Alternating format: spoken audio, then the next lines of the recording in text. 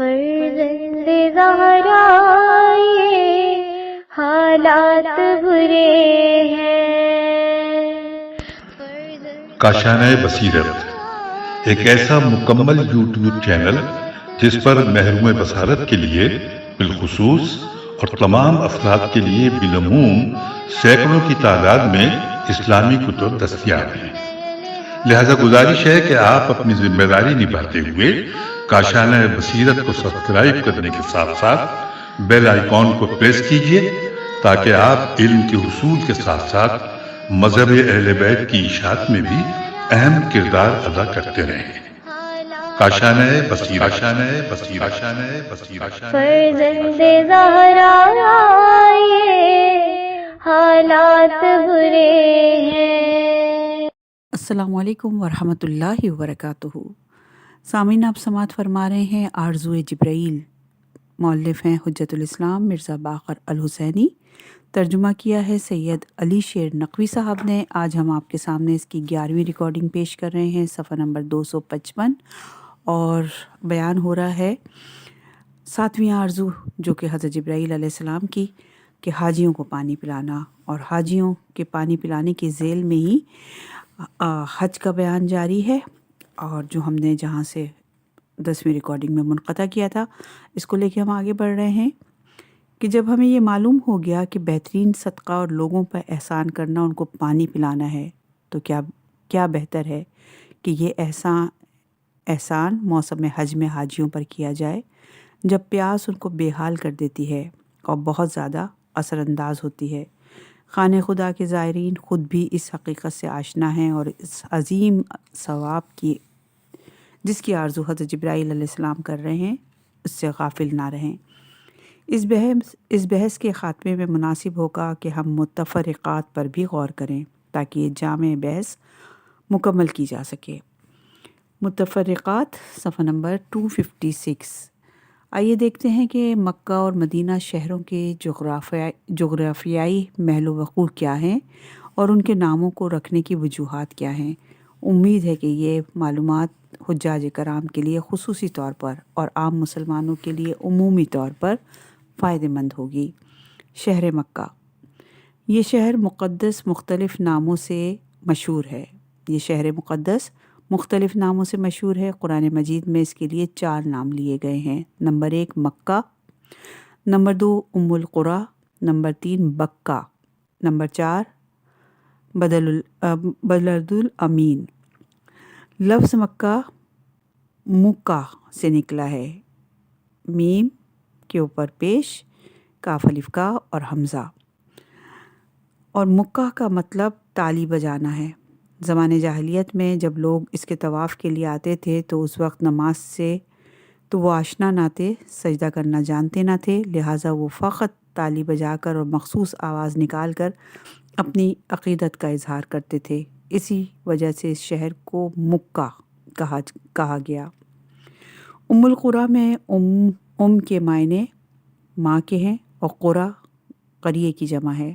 چونکہ زمین کا محور یا نقطہ آغاز یہ سرزمین تھی، اس لحاظ سے اسے ام القریٰ کہتے ہیں۔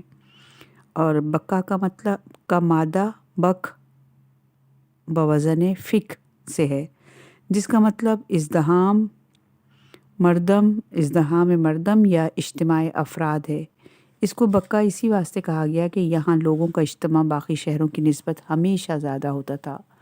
بعض مفسرین کہتے ہیں کہ بکہ کے معنی غرور و تکبر کو اکھاڑنے والے کے ہیں، کیونکہ یہ مقام بزرگ ترین اور مقدس ترین مقام تصور کیا جاتا تھا، لہٰذا تمام بڑے بڑے امراء اور رئیس جو عام حالات میں متکبر اور مغرور ہوتے تھے، یہاں آ کر عام آدمی کی طرح دعائیں مانگتے تھے۔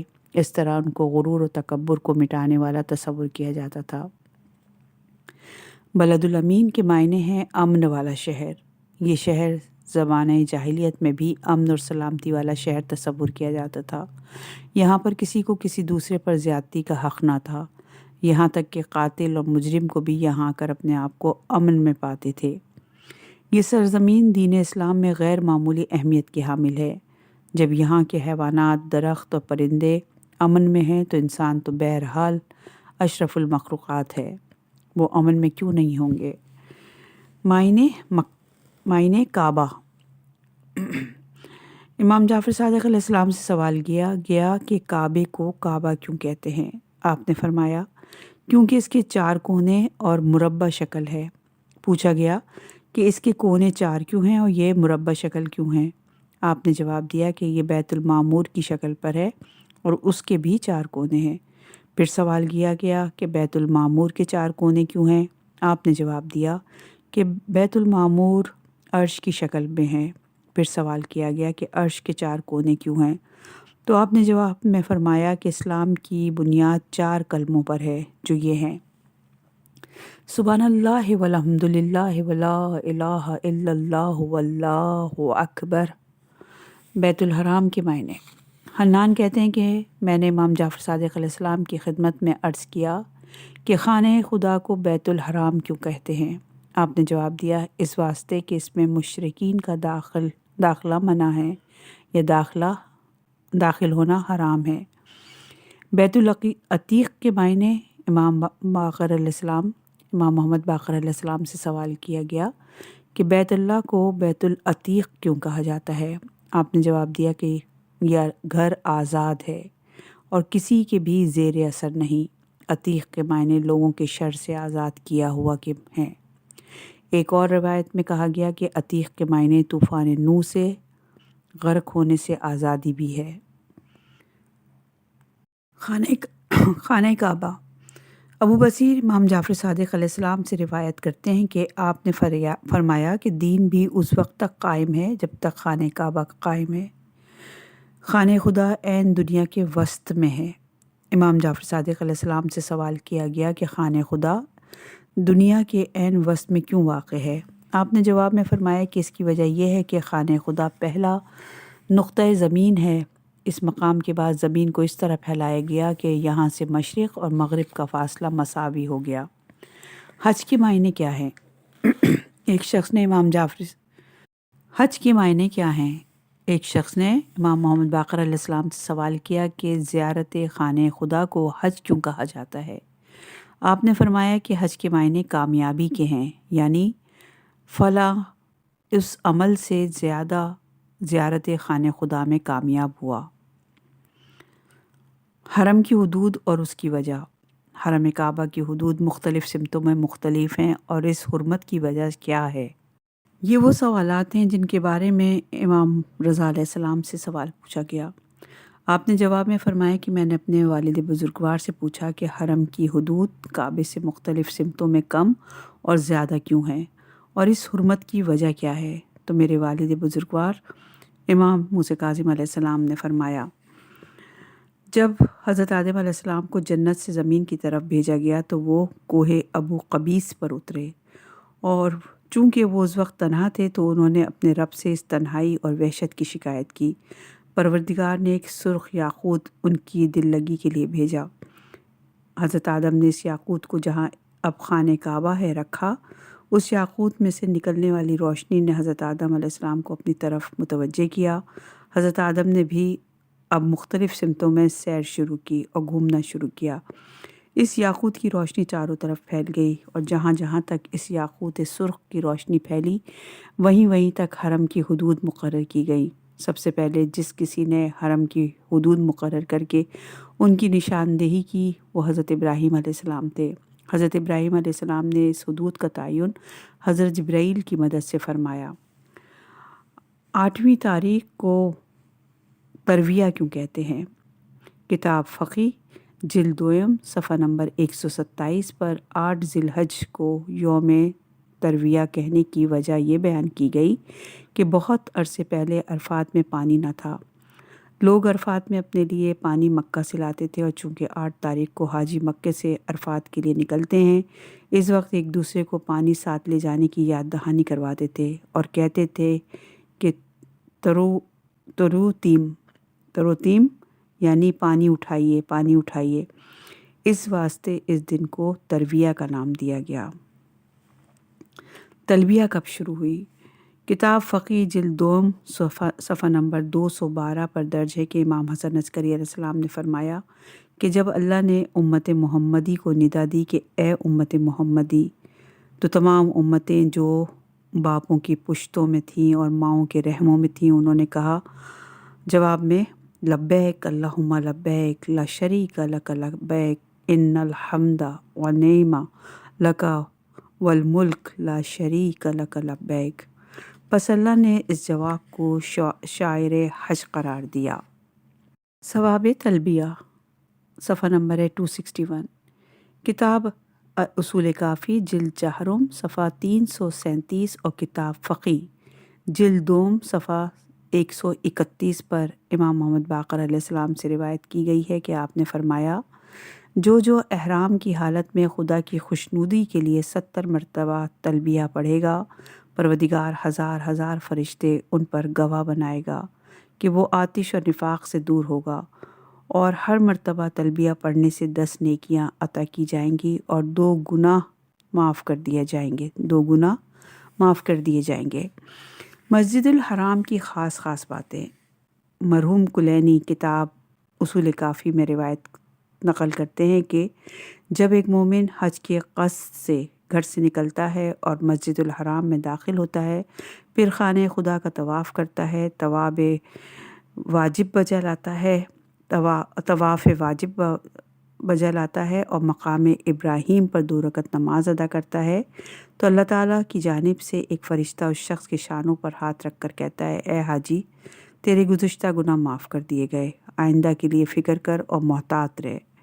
شرافت مسجد الحرام کی فضیلت اور شرافت کے لیے اتنا ہی کافی ہے کہ امام محمد باقر علیہ السلام نے فرمایا کہ مسجد الحرام میں ایک نماز پڑھنے کا ثواب باقی مساجد میں 1,00,000 نماز پڑھنے کا ثواب کے برابر ہے۔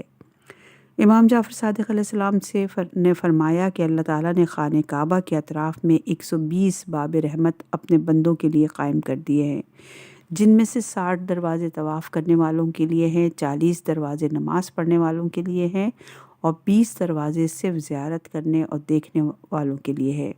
پس اے حاجی، تو ابواب رحمت خدا کے قریب ہے، طواف و نماز اور کعبے پر نظر کرنے سے غفلت نہ کرنا۔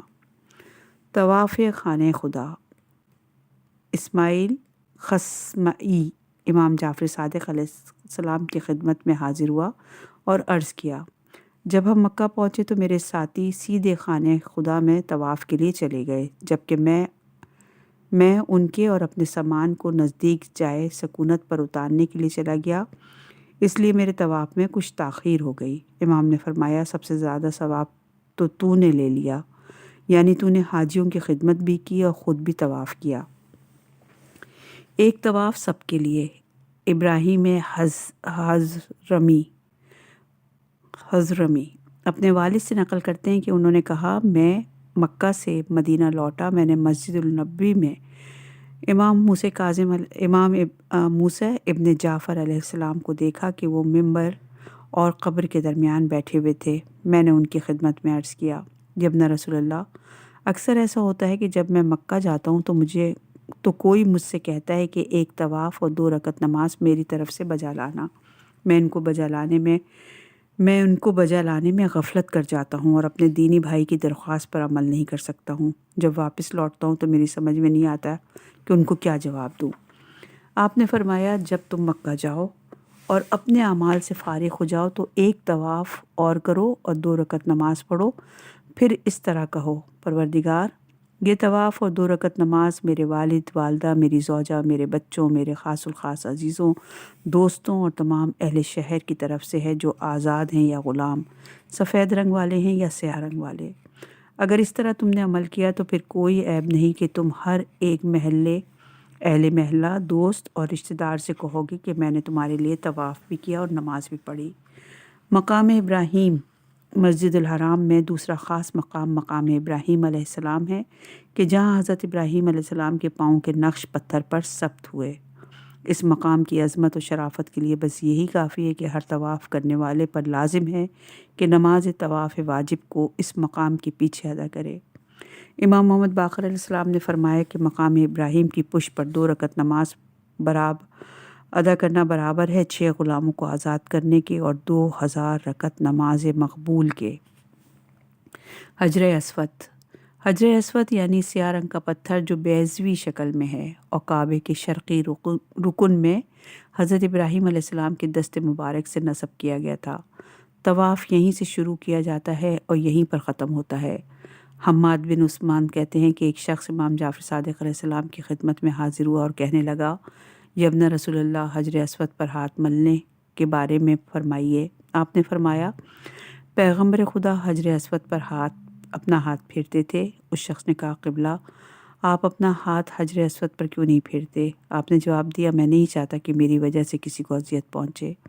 اس شخص نے پھر کہا، جیسے آپ نے فرمایا کہ رسول خدا حجر اسود پر اپنا ہاتھ پھیرتے تھے۔ آپ نے کہا، ہاں، جب رسول خدا حجر اسود کے قریب جانا چاہتے تھے تو لوگ ان کا حق پہچانتے ہوئے ان کو راہ دیتے تھے، لیکن افسوس کہ لوگ ہمارا حق نہیں پہچانتے۔ رکن یمنی، کتاب اصول کافی، جلد 4 صفحہ نمبر 408 پر زید شہام سے روایت نقل کی گئی ہے کہ جب امام جعفر صادق علیہ السلام رکن یمنی تک پہنچتے تھے اس کو اپنی بغل میں لے لیتے تھے۔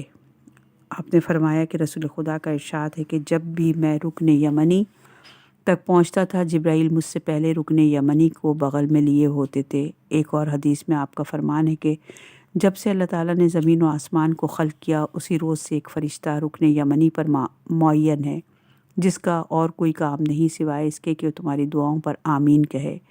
بس ہر شخص کو دقت کرنی چاہیے کہ اس کی دعا کیا ہے، وہ خدا سے کیا چاہتا ہے۔ ایک اور حدیث میں کہا گیا کہ رکن یمنی بہشت کے دروازوں میں سے ایک دروازہ ہے، جس روز سے یہ دروازہ کھولا گیا ہے یہ بند نہیں کیا گیا، اور ہم اس دروازے سے جنت میں داخل ہوں گے۔ یہ دروازہ ہمارے شیعوں کے لیے بھی کھلا ہے لیکن دوسروں کے لیے بند ہے۔ جب بھی کوئی مومن اس کے نزدیک ہو کر دعا کرتا ہے تو اس کی دعا بلند ہو جاتی ہے یہاں تک کہ عرش تک پہنچتی ہے، اور اللہ اور اس دعا کے درمیان ایک حجاب کے علاوہ کچھ نہیں ہوتا۔ اے حاجی، جب بھی رکن یمنی اور حجر اسود کے قریب کے درمیان ہو تو یہ دعا مانگو، اے ہمارے رب، ہمیں دنیا اور آخرت میں حسنات یعنی نیکی اور بھلائی عطا فرما اور ہمیں آگ سے، عذاب سے بچا، یعنی ربنا آتینا فی الدنیا حسنۃ وفی الآخرۃ حسنہ وقنا عذاب النار۔ امام محمد باقر علیہ السلام جب بھی رکن یمنی تک پہنچتے تھے اس پر اپنا ہاتھ ملتے تھے اور کہتے تھے۔ امام جعفر صادق علیہ السلام نے فرمایا کہ اس مقام یعنی رکن یمنی پر ایک فرشتہ مقرر ہے جو تمام اہل زمین کی آواز کو سن سکتا ہے، اور جب بھی کوئی پیغمبر اکرم پر درود بھیجتا ہے تو یہ فرشتہ درود کو پیغمبر خدا کی خدمت میں پہنچا دیتا ہے۔ مستجار یا ملتزم، صفحہ نمبر 266۔ مستجار یا ملتزم وہ جگہ ہے جہاں پر آتش جہنم سے خدا کی پناہ لی جاتی ہے، اور وہ خانہ خدا کی پشت پر اور رکن یمنی کے نزدیک ہے۔ امام جعفر صادق علیہ السلام نے فرمایا کہ جب تم طواف میں 7ویں دفعہ اس جگہ پر پہنچو جہاں تم پشت کعبہ پر ہو اور دروازے کے سامنے ہو تو کہو، رکن یمنی کو استلام یعنی ہاتھ ملانا کرو یا بوسہ دو یا اشارہ کرو، اور پھر حجر اسود کے نزدیک جاؤ اور طواف کو ختم کر دو۔ حتیم کیا ہے؟ لغت میں حتیم کے معنی توڑنے کے ہیں۔ امام جعفر صادق علیہ السلام سے پوچھا گیا کہ حتیم کو حتیم کیوں کہتے ہیں تو آپ نے فرمایا، لوگ اس مقام پر ایک دوسرے کو دھکیلیں گے اور شکستہ کریں گے۔ حتیم حجر اسود اور خانہ خدا کے دروازے کے درمیان ہے۔ یہ وہ جگہ ہے جہاں اللہ نے حضرت آدم علیہ السلام کی توبہ قبول کی تھی۔ امام رضا علیہ السلام نے فرمایا کہ یومیہ نمازوں کے لیے مسجد الحرام کی بہترین جگہ حتیم ہے، اس کے بعد مقام ابراہیم کی پشت ہے، اس کے بعد حجر اسماعیل ہے، اور اس کے بعد جو بھی جگہ خانہ خدا کے نزدیک ہو۔ حجر اسماعیل دیوار نیم دائرے کی شکل میں جس کی اونچائی صرف 1 میٹر 30 سینٹی میٹر ہے، 30 سینٹی میٹر ہے، 1 میٹر 30 سینٹی میٹر، کعبے کے شمالی حصے میں واقع ہے۔ یہ حجر اسماعیل کے نام سے مشہور ہے۔ حضرت اسماعیل علیہ السلام اور ان کی والدہ ماجدہ بی بی ہاجرہ کی قبریں یہیں واقع ہیں۔ اس حجر میں سنہری پر نالہ بھی ہے جس کے دونوں جانب یہ قبور ہیں۔ قبور سبز رنگ کے بیضوی شکل کے پتھروں سے نمایاں ہیں۔ امام جعفر صادق علیہ السلام کے فرمان کے مطابق کثیر الانبیاء کی قبریں بھی یہاں موجود ہیں۔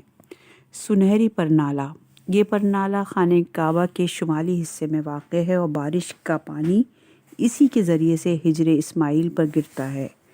اصول کافی کی جلد نمبر 4 صفحہ نمبر 210 پر ابو ہلال مکی سے روایت کی گئی ہے کہ وہ کہتے ہیں کہ میں نے دیکھا کہ امام جعفر صادق علیہ السلام خانہ کعبہ کے دروازے سے حجر اسماعیل میں داخل ہوئے اور آپ نے پرنالے کے مقام پر نماز ادا کرنا شروع کی۔ میں نے کہا یا ابن رسول اللہ، میں نے پہلے کبھی نہیں دیکھا کہ اہل بیت علیہ السلام کے کسی فرد نے پرنالے کے سامنے نماز ادا کی ہو۔ آپ نے فرمایا یہ وہ جگہ ہے جہاں ہارون علیہ السلام کے 2 فرزند شبر و شبیر نے نماز ادا کی۔ غلاف کعبہ صفحہ نمبر 268۔ محمد بن مسلم نے امام جعفر صادق علیہ السلام سے عرض کی، فرزند رسول، ایک شخص نے حجاج سے غلاف کعبہ کا ٹکڑا خریدا ہے، کیا وہ اس کو بیچ سکتا ہے؟ آپ نے فرمایا غلاف کعبہ کے حصے کو ہدیے کے طور پر دینا یا خرید فروخت کرنا یا تبرک کے طور پر تقسیم کرنے میں کوئی حرج نہیں۔ مسجد الحرام کے دروازے، جامع للطیف نے مسجد الحرام کے 19 دروازوں کا ذکر کیا ہے، ان میں سے کچھ یہ ہیں: باب السلام، اس کو باب علی اور باب بنی شیبہ بھی کہتے ہیں، یہ صفا کی جانب کھلتا ہے۔ باب النبی، یہ وہ دروازہ ہے جہاں سے پیغمبر خدا بی بی خدیجہ کے گھر آیا جایا کرتے تھے۔ باب العباس، یہ وہ دروازہ ہے جو عباس بن عبد المطلب کے گھر کے سامنے واقع تھا اور وہ اس سے آمد و رفت کیا کرتے تھے۔ زمزم کا کنواں مقام ابراہیم کے جنوب میں واقع ہے۔ اس کنویں کا تاریخی پس منظر جو عوام اور خواص میں مشہور ہے کچھ اس طرح ہے کہ حضرت ابراہیم علیہ السلام بحکم خدا اپنی زوجہ بی بی ہاجرہ اور بیٹے اسماعیل کو لے کر مکہ کے بے آب و گیا وادی میں گئے۔ کچھ روز گزرنے کے بعد تمام پانی ختم ہو گیا۔ پیاس کی شدت سے حضرت اسماعیل بے تاب ہو گئے۔ بی بی ہاجرہ بچے کے لیے پانی کی تلاش میں صفا اور مروہ کے درمیان چکر کاٹنے لگیں۔ ان حالات میں رحمت خداوندی کو جوش آیا اور بچے کے پاؤں کے رگڑ سے وہاں ایک چشمہ جاری ہو گیا جس کا پانی ہمیشہ اور ہر حال میں باعث شفا و بابرکت ہے۔ پیغمبر خدا جب مدینے میں سکونت پذیر تھے تو آب زمزم کی سفارش کرتے تھے اور فرماتے تھے کہ جب آب زمزم پیو تو ساتھ یہ کہو: اللہم اجعل علما نافعا ورزقا واسعا وشفاء من کل داء وسقم۔ صفا اور مروہ 2 چھوٹے پہاڑ ہیں جو ایک دوسرے کے سامنے واقع ہیں اور کعبے کی مشرقی سمت میں واقع ہیں۔ کوہ صفا اصل میں بڑے پہاڑ ابو قبیس کے دامن میں ہے اور کوہ مروہ پہاڑ قنیقہ کے دامن میں واقع ہے۔ صفا اور مروہ کا درمیانی فاصلہ تقریباً 420 میٹر ہے۔ صفا اور مروہ کیا ہیں؟ امام جعفر صادق علیہ السلام نے فرمایا کہ کوہ صفا کو صفا اس واسطے کا نام دیا گیا کہ حضرت آدم علیہ السلام کو لقب مصطفیٰ سے جب نوازا گیا تو وہ اس وقت اس پہاڑ پر تھے، لہٰذا اس لقب مصطفیٰ سے کچھ الفاظ لے کر اس پہاڑ کو صفا کا نام دیا گیا۔ کوہ مروہ کو اس واسطے مروہ کہتے ہیں کہ اماں حوا اس پہاڑ پر تھیں اور چونکہ عورت کو عربی میں امرا کہتے ہیں یعنی مرات، لہٰذا اسی وجہ سے اس پہاڑ کو مروہ کا نام دیا گیا۔ ابو بصیر کہتے ہیں کہ میں نے امام جعفر صادق علیہ السلام سے سنا کہ آپ نے فرمایا کہ مسعی یعنی صفا و مروہ خدا کے نزدیک بہترین مقام ہے کیونکہ یہاں پر ہر منکر اور سرکش کا غرور خاک میں مل جاتا ہے۔ صفا و مروہ میں تیز تیز چلنے کا مقصد، صفا اور مروہ کے درمیان تیز تیز چلنے کا مقصد ہے ہر سال بی بی ہاجرہ جو کہ حضرت اسماعیل کی والدہ ہیں کی سنت کو دہرایا جائے اور یاد رکھا جائے۔ کہتے ہیں کہ بی بی ہاجرہ جب اپنے بچے کی پیاس سے پریشان اور بےتاب ہو گئیں تو پانی کی تلاش میں نکل پڑیں اور چند مرتبہ پریشانی کے عالم میں صفا اور مروہ کے درمیان تیز تیز چلنے لگیں اور اپنے خدا سے رحم و کرم کی درخواست کرنے لگیں۔ ایک مرتبہ واپس لوٹیں تو دیکھا کہ اسماعیل کے پاؤں کے نیچے سے چشمہ جاری ہے۔ بی بی ہاجرہ خوش ہو گئیں اور وہاں بیٹھ گئیں۔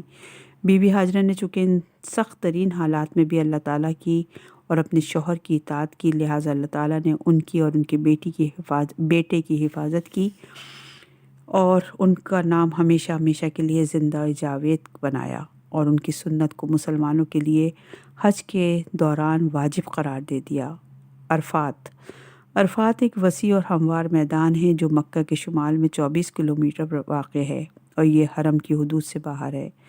معاویہ بن عمار کہتے ہیں کہ میں نے امام جعفر صادق علیہ السلام کی خدمت میں عرض کی، یا ابن رسول اللہ، مجھے یہ بتائیں کہ اس وسیع میدان کو عرفات کیوں کہتے ہیں؟ آپ نے فرمایا، اس کو عرفات اس لیے کہا جاتا ہے کہ عرفہ کے روز ظہر کے وقت جبرائیل حضرت ابراہیم علیہ السلام کی خدمت میں آئے اور کہا، یا ابراہیم خلیل اللہ، اس جگہ اپنے گناہوں کا اعتراف کریں اور اعمال حج کو بجا لائیں، اور جان لیں کہ کلمہ اعتراف کی خاطر اس سرزمین کو عرفات کا نام دیا گیا۔ عرفات میں مومن عاقل کون؟ جس طرح دنیاوی کاموں میں عقل مند ہونا ضروری ہے، اسی طرح دعا کرنے میں بھی، خصوصاً روز عرفہ میدان عرفات میں دعا مانگنے کے لیے عقل مند ہونا ضروری ہے۔ عرفات میں دعا مانگتے وقت وہ مومن عقل مند ہے جو اس وقت دوسروں کو بھی یاد رکھے۔ ایک شخص روایت کرتا ہے کہ میں نے حج کے دوران روز عرفہ عرفات میں عبداللہ بن جندب کو دیکھا تو اس نے اپنے ہاتھ جوڑے ہوئے آسمان کی طرف بلند کیے ہوئے تھے، اور اس کی آنکھوں سے آنسو گر رہے تھے جو زمین پر آ رہے تھے۔ جب وہ دعا مانگ چکا تو لوگ اس کے پاس گئے، اور میں بھی عبداللہ بن جندب کے پاس گیا اور کہا، تم کتنے خوش نصیب ہو جو اس طرح دعا مانگ رہے تھے، میں نے کسی کو تمہاری طرح دعا مانگتے ہوئے نہیں دیکھا۔ عبداللہ نے جواب میں کہا، خدا کی قسم، میں نے اپنے لیے تو کوئی دعا نہیں مانگی، بلکہ جو دعا بھی مانگی وہ اپنے دینی بھائیوں کے لیے مانگی، کیونکہ میں نے امام موسیٰ ابن جعفر سے سنا ہے کہ اگر کوئی شخص اپنے دینی بھائی کے لیے اس کی عدم موجودگی میں دعا مانگتا ہے تو عرش سے ایک ندا آتی ہے کہ 1,00,000 مرتبہ یہ دعا تیرے لیے بھی ہو۔ میں اس پر راضی نہ تھا کہ 1,00,000 مرتبہ جو دعا میرے لیے ہو اسے صرف اپنے لیے مانگ کر ضائع کر دوں۔ یہ بھی نہیں معلوم کہ جو دعا اپنے لیے مانگی جائے وہ دعا قبول بھی ہوگی کہ نہیں۔ ایک اور روایت میں ہے کہ عرفے کے روز امام زین العابدین علیہ السلام نے ایک سائل کو دیکھا جو لوگوں سے سوال کر رہا تھا۔ آپ نے اس سے فرمایا، افسوس ہے تجھ پر کہ تو آج کے روز بھی غیر خدا سے سوال کرتا ہے، حالانکہ آج کے دن تو امید کی جاتی ہے کہ خدائے بزرگ اپنے بچوں کو جو ابھی ماؤں کے پیٹوں میں ہیں ان پر بھی توجہ فرمائے گا اور ان کو سعادت مند بنائے گا۔ مشعر الحرام اس وسیع سرزمین کو کہتے ہیں جو منی اور عرفات کے درمیان واقع ہے، اور اس کو مزدلفہ بھی کہا جاتا ہے۔ اس وادی میں کوئی عمارت نہیں سوائے ایک مسجد کے جو بہت بڑی اور یہاں واقع ہے۔ امام محمد باقر علیہ السلام فرماتے ہیں کہ وادی مشعر الحرام میں حشرات اور جانوروں کی تعداد دنیا کے باقی تمام بیابانوں کی نسبت زیادہ ہے، لیکن جب ذی الحج کے 8 تاریخ پہنچتی ہے تو ایک ندا آتی ہے کہ اے گروہ حشرات اور جانوران، خدائی مہمانوں سے دور رہو۔ اس ندا کے بعد تمام حشرات اپنے اپنے بلوں میں گھس جاتے ہیں، اور جب حاجی لوگ وہاں سے روانہ ہو جاتے ہیں تو یہ حشرات بھی اپنی اپنی جگہوں پر واپس آ جاتے ہیں۔ منی ایک وسیع بیابان ہے جو مکہ کے مشرق میں 6 کلومیٹر کے فاصلے پر مکہ اور مشعر الحرام کے درمیان واقع ہے۔ امام جعفر صادق علیہ السلام فرماتے ہیں کہ جب حجاج منی میں داخل ہوتے ہیں اور اپنی اپنی جگہوں پر بیٹھ جاتے ہیں تو ایک منادی ندا دیتا ہے، اے زمین منی، تیرے مہمان آ گئے، اپنے زواروں کو جگہ دے۔ ایک اور منادی ندا دیتا ہے، اے زائرین خانہ خدا، اگر تم جانتے ہو کہ تمہارا خدا تم پر کتنا کریم ہے تو ہر وقت تمہیں یہ یقین ہوتا ہے کہ اس رحیم خدا نے تمہیں بخش دیا ہے اور تم سے تمام رنج و مشکلات دور کر دیے ہیں۔ جو مالی اخراجات تم کر کے آئے ہو خدا اس کا بہترین اجر دے گا۔ بے شک تمام منی کی سرزمین پر قربانی کرنا جائز ہے، لیکن حاجیوں کے لیے وہاں قربان گاہ بنا دی گئی ہے اور حاجی صاحبان وہاں اپنی اپنی قربانیوں کو ذبح کرتے ہیں۔ پیغمبر خدا فرماتے ہیں کہ بے عیب اور اچھی قربانی کا انتخاب کریں، کیونکہ وہ پل صراط پر سے گزرنے کے لیے تمہاری سواری کی مثل ہے۔ منی کے معنی مجموع البیان میں بیان کیا گیا ہے کہ منی بوزن الہ ہے اور یہ مکہ کے 1 فرسخ کے فاصلے پر واقع ہے۔ یہ عقبہ سے شروع ہو کر وادی محشر تک ہے۔ امام جعفر صادق علیہ السلام فرماتے ہیں کہ جبرائیل حضرت ابراہیم علیہ السلام کی خدمت میں آئے اور عرض کی، اے ابراہیم خلیل اللہ، اپنی آرزو کو اپنے پروردگار سے مانگو۔ عربی زبان میں آرزو کو منا کہا جاتا ہے، لہٰذا اس نظریے سے اس سرزمین کو منا کہا جانے لگا۔ مجموع البیان میں کہا گیا کہ منا کو اس لیے منا کہا جاتا ہے کہ یہاں قربانی کا خون گرایا جائے گا۔ جمرات ان ستونوں کو کہتے ہیں جو پتھر اور سیمنٹ سے بنائے گئے ہیں۔ ان کی اونچائی تقریباً 1.5 میٹر ہے۔ جمرات کے چاروں طرف پیالہ نما بنایا گیا ہے جو تمام پتھر جو ان کو مارے جائیں وہاں جمع ہو جائیں۔ رمی جمرات یعنی شیطانوں کو پتھر مارنا حج کے واجبات میں سے ہے۔ اس کی تفصیل مناسک حج میں ملے گی۔ ثواب رمی جمرہ، امام جعفر صادق علیہ السلام فرماتے ہیں کہ ہر پتھر جو شیطان کو مارا جاتا ہے اس کے بدلے میں اللہ تعالیٰ حاجی کا ایک بڑا گناہ معاف فرما دیتا ہے۔ آپ نے مزید فرمایا کہ جب بھی پتھر مارو تو اللہ اکبر بھی کہو۔ رمی جمرات کا وقت بے شک صبح طلوع آفتاب سے لے کر غروب آفتاب تک ہے، لیکن اس کی فضیلت کا وقت ظہر کا ہے۔ رمی جمرات کیوں؟ علی بن جعفر کہتے ہیں کہ میں نے اپنے بھائی امام موسیٰ ابن جعفر سے سوال کیا کہ رمی جمرات یعنی شیطانوں کو پتھر مارنے کا حکم کیوں دیا گیا؟ آپ نے جواب دیا کہ ابلیس سے لعین اس جمرہ کے مقام پر کھڑا تھا اور حضرت ابراہیم علیہ السلام کو دیکھ رہا تھا۔ حضرت ابراہیم نے پتھر کے ذریعے اس کو اپنے سے دور کیا، اس واسطے یہ عمل یعنی شیطان کو پتھر مارنا سنت ابراہیم ہے۔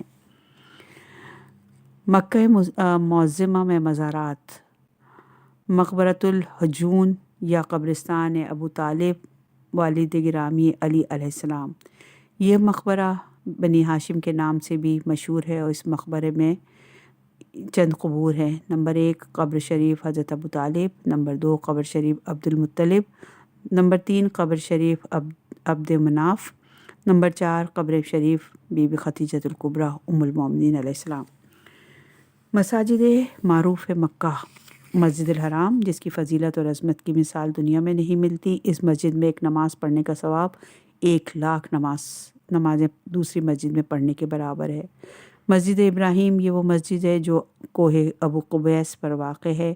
یہ ابراہیم خلیل اللہ نہیں بلکہ ابراہیم قبیسی ہیں۔ مسجد الجن، یہ وہ مسجد ہے جو مقبرہ معلّہ کے درس کے سامنے ہے۔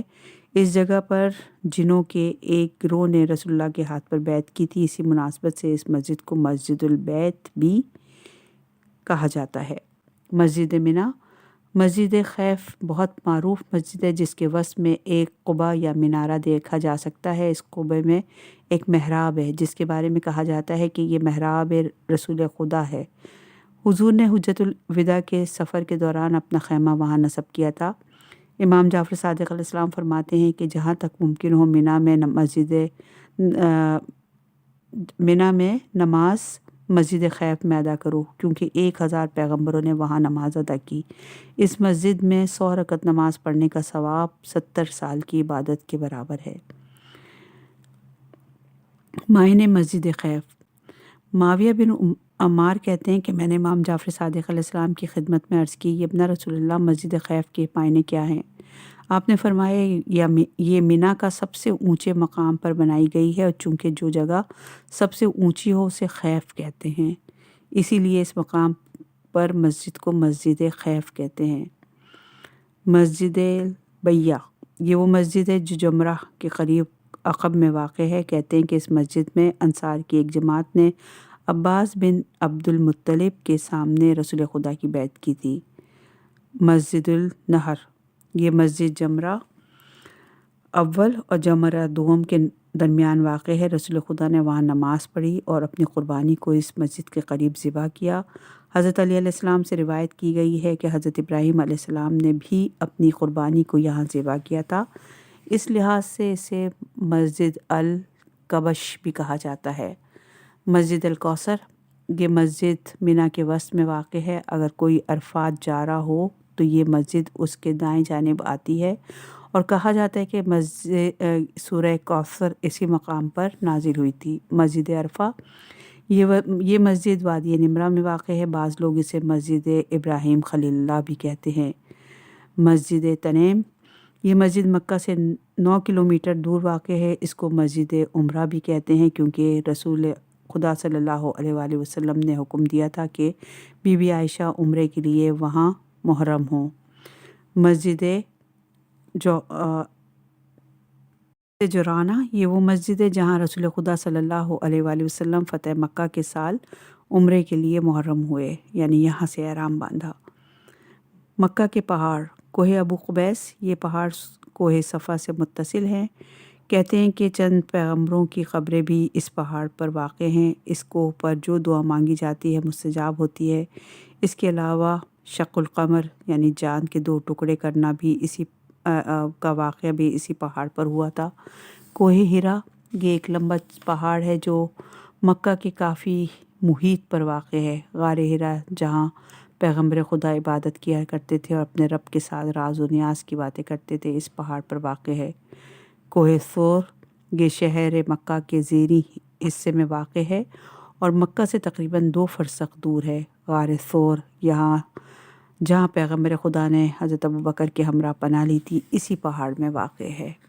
حج کا اور مکے کا بیان ختم ہوا، اب شہر مدینہ کا بیان ہے جو انشاءاللہ کہ اگلی ریکارڈنگ میں آپ کے سامنے پیش خدمت کریں گے۔